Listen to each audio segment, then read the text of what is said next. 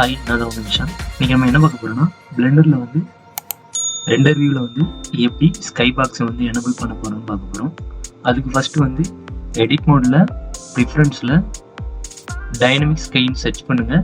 அதில் வந்து lighting dynamic ஸ்கைன்னு சொல்லிட்டு ஒன்று இருக்கும் ஆட் ஆன். அதை வந்து பண்ணிவிட்டு அதோட லொக்கேஷன் வந்து எங்கே இருக்குன்னா வியூ 3Dயில் வந்து சைட் பாரில் வந்து க்ரியேட் டேபிள் இருக்குது. ஓகே, சேவ் ப்ரிஃபரன்ஸ் கொடுத்துடுங்க. கொடுத்துட்டு இந்த டேபை க்ளோஸ் பண்ணிவிட்டு கிரியேட் இருக்குது டைனமிக் ஸ்கை கிரியேட் கொடுங்க. இப்போ ஒன்று கிரியேட் ஆகிருக்கு.